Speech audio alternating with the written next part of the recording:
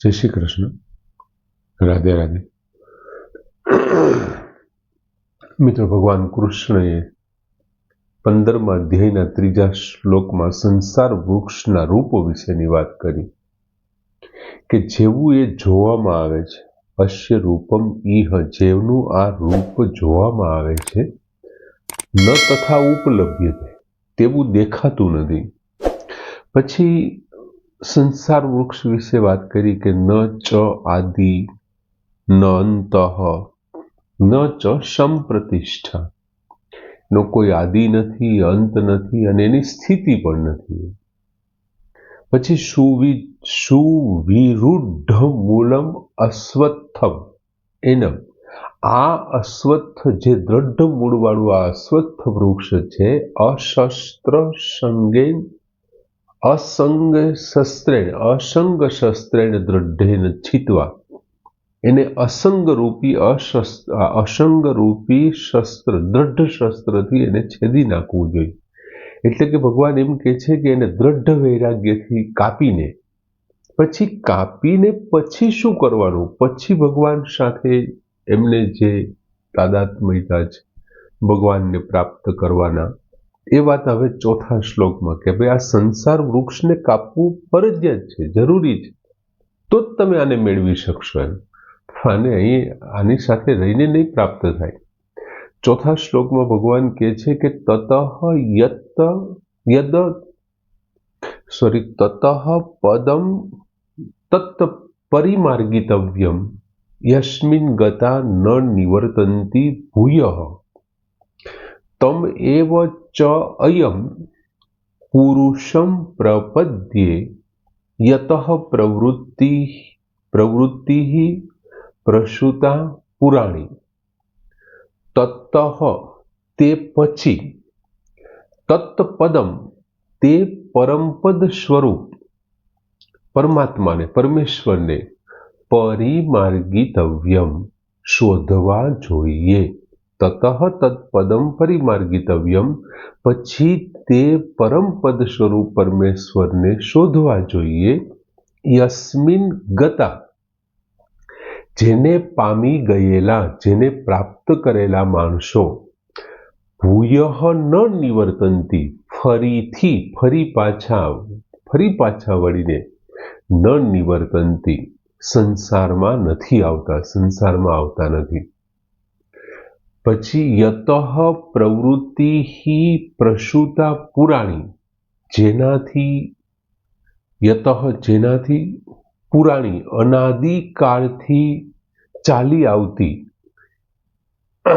પ્રવૃત્તિ એટલે આ સૃષ્ટિ, પ્રસૂતા એટલે ફેલાયેલી છે, વિસ્તાર પામી છે, જેનાથી અનાદિકાળથી ચાલી આવતી આ સૃષ્ટિ ફેલાયેલી છે અથવા વિસ્તાર પામેલી છે.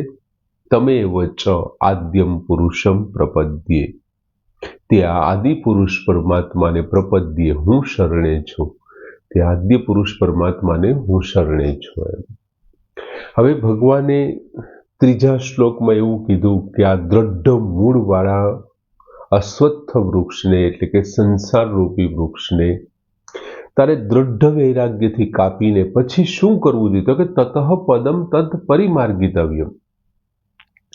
ભગવાને પૂર્વ શ્લોકમાં જે છિત્વા શબ્દ વાપર્યો કે સંસાર વૃક્ષ સાથે સંબંધ કાપીને, જો તારે ભગવાનને પ્રાપ્ત કરવો છે, પરમાત્માને પ્રાપ્ત કરવો છે, તો તારે અશ્વત્થ વૃક્ષ સાથેનો સંબંધ કાપવો જ પડશે. ભગવાને સ્પષ્ટ વાત કરી કે એને કાપીને જ તું આગળ વધી શકે.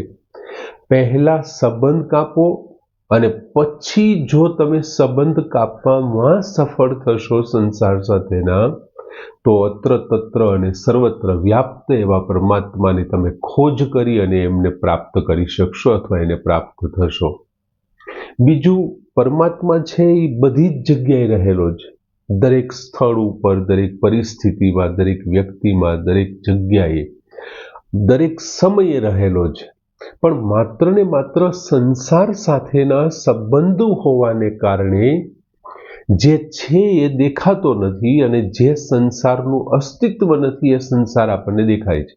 ભગવાને એ જ વાત કરીને કે ન રૂપમ અસ્ય ઇહ તથો ઉપલભ્યતે, આ સંસાર જેવો દેખાય છે તેવો છે નહીં, અને સંસારને માણસો જોઈ રહ્યા છે પણ ખરેખર એ સંસાર એવો છે જ નહીં.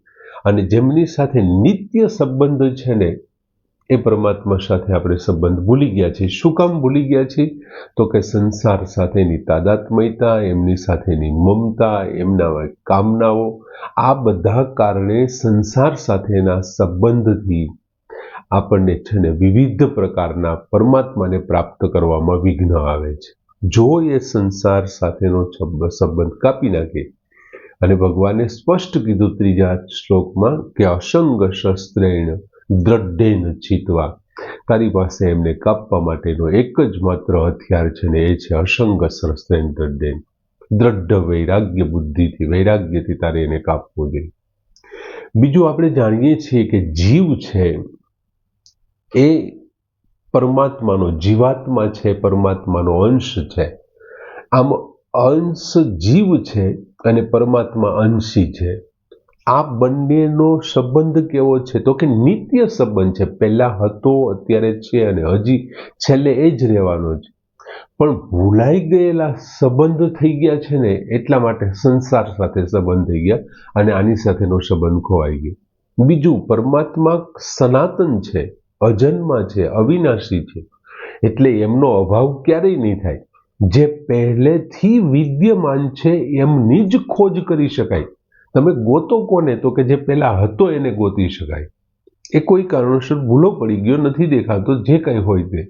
પણ શોધ કોની કરાય? તો કે જે ખોવાણો છે, જે નથી દેખાતો એને. પણ જે હોવો તો જોઈએ ને, તો કે આ હતો. એટલે ભગવાન કહે છે તતઃ પદમ તત્ પરિમાર્ગિતવ્યમ, તારે તેની શોધ કરવી જોઈએ, ખોજ કરવી જોઈએ. બીજું, પરમાત્માની ખોજ છે કરવાની પણ ક્યાં છે? તો કે ત્યાં જ કરવાની છે જે પોતે જે જગ્યાએ છે ત્યાં, અથવા તો પોતાની અંદર કરવાની છે.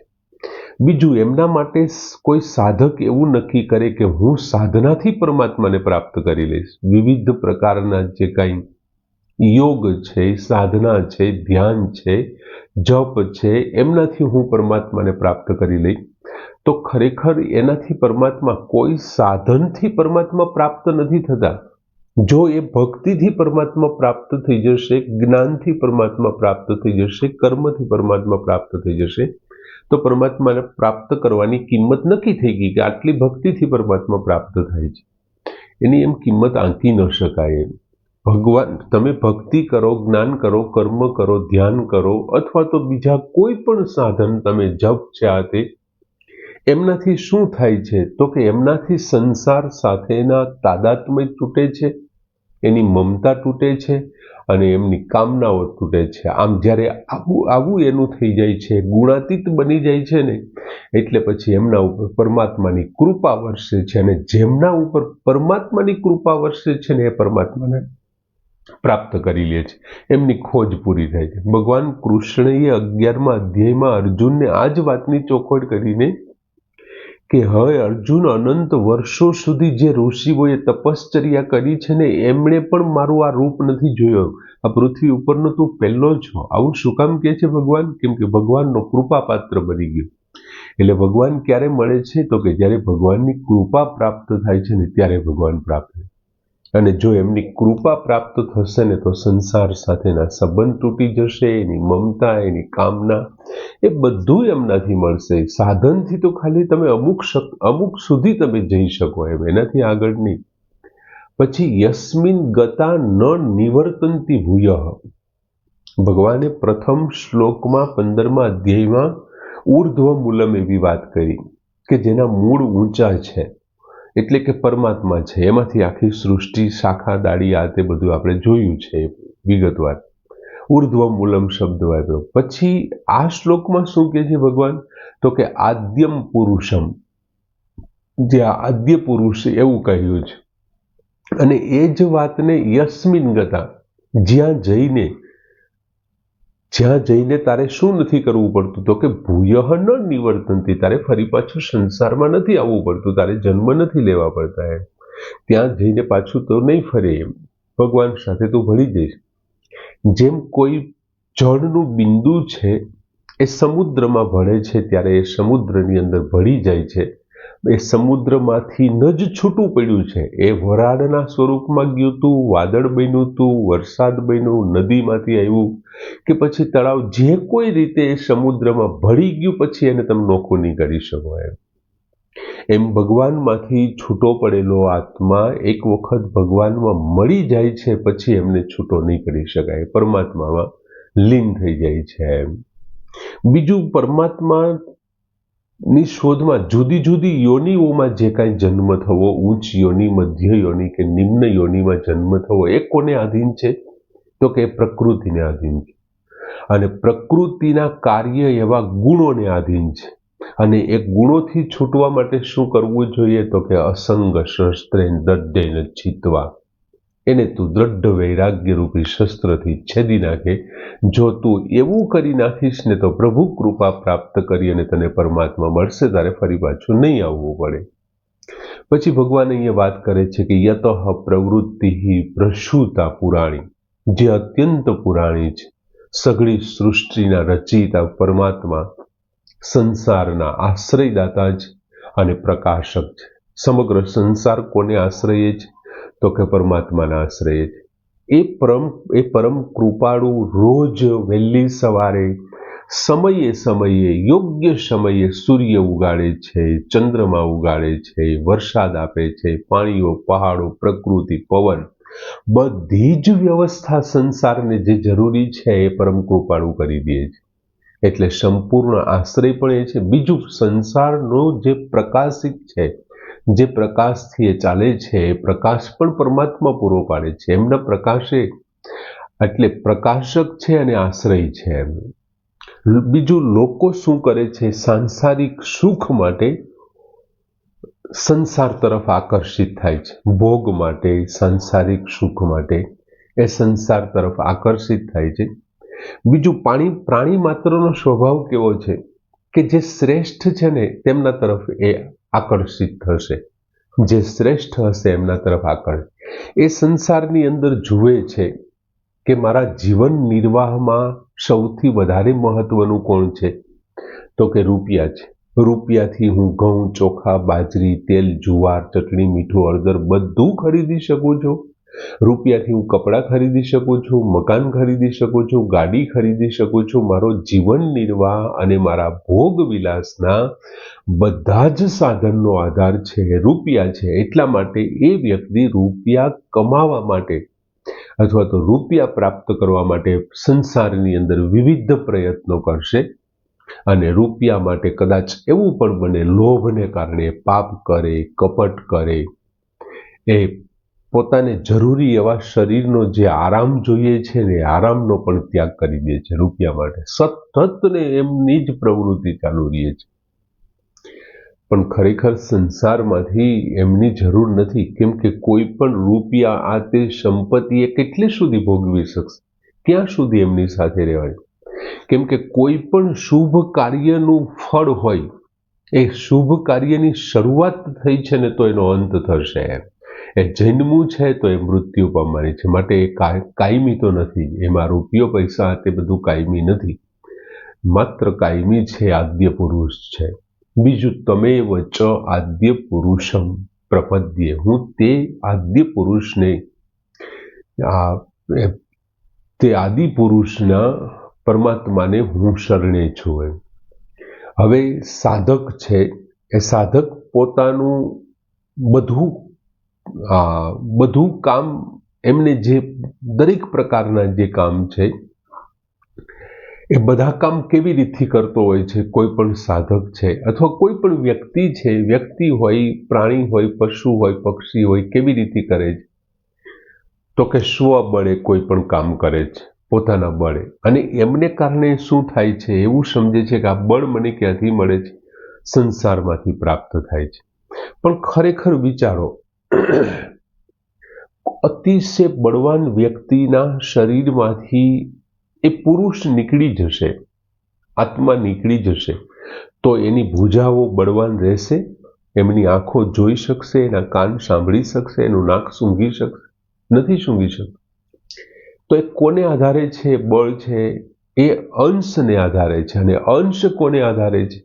એ અંશીના સાચો પ્રકાશક તો એ છે જ્યારે કોઈ વ્યક્તિનું પોતાનું સંપૂર્ણ બળ કામ ન લાગે અને બળ એમને નિરાશ કરી દે ને ત્યારે જો પ્રપદ્યે પ્રભુને ચ આદ્યમ પુરુષમ તમેવ પ્રપદ્યે, જો એ આદ્ય પુરુષના શરણે જતો રહેશે તો એ આદ્ય પુરુષ છે એમના બળને જ્યાં કામ નથી લાગ્યું ને ત્યાંથી એ બધું કામ ઉપાડી લેશે. દાખલા તરીકે ગજેન્દ્ર મોક્ષની કથા વસ્તુ આપણે જોઈએ. એ હાથી મગરમચ્છથી એને મગરમચ્છ પકડ્યો. હાથીએ ખૂબ પ્રયત્ન કર્યા, એની પાસે હતી એટલી બધી તાકાત એમણે વાપરી નાખી, પણ એ હાથી બચી ન શક્યો. અને છેલ્લે હાથીએ શું કર્યું? ભગવાન વિષ્ણુનું શરણ સ્વીકાર્યું અને વિષ્ણુએ ગજેન્દ્ર મોક્ષ કર્યો. આમ જ્યારે આપણું બળ કામ ન લાગે ને ત્યારે આપણે શું કરવું જોઈએ? પરમાત્માને શરણે જઈ અને આપણા બળના આપણા પોતાના દોષને દૂર કરવા જોઈએ. બીજું, શરણાગત ભક્તના બે લક્ષણો છે. એક તો એ બે ભાવથી એ શરણાગત સ્વીકારે છે. એક તો હું ભગવાનનો છું અને ભગવાન મારા છે. બીજો ભાવ એવો છે કે હું ભગવાનનો છું અને હું ભગવાન માટે છું. જો તમે પહેલો ભાવનો સ્વીકાર કરો છો કે હું ભગવાનનો છું અને ભગવાન મારા, તો ભગવાન ઉપર તમારો અધિકાર થઈ ગયો અને એ અધિકારને કારણે અભિમાન આવશે કદાચ, અથવા તમે ભગવાન પાસે કોઈ કામ કરાવશો કે ભાઈ આ મારું કામ કરો, જેમ અર્જુને પહેલા અધિકાર બતાવ્યો કે સેનૈયો ઉભયો મધ્ય સ્થાપય મે રથ. તું બંને સેનાઓની વચ્ચે ઓર્ડર આદેશ આપે છે અર્જુન. ભગવાન, હું ભગવાનનો છું અને ભગવાનને માટે છું, એમાં સંપૂર્ણ શરણાગતિ છે. એવા સંપૂર્ણ શરણાગતિ અને એ શ્રેષ્ઠ છે. પ્રથમની ભાવના કરતાં બીજી ભાવના શ્રેષ્ઠ છે. આમ સરસ મજાનો શ્લોક કે તતઃ પદમ તત્ પરિમાર્ગિતવ્યમ યસ્મિન ગતા ન નિવર્તન્તિ ભૂયઃ તમેવ ચાયમ પુરુષમ પ્રપદ્યે યતઃ પ્રવૃત્તિ પ્રસૂતા પુરાણી. પૂર્ણ કરી. જય શ્રી કૃષ્ણ.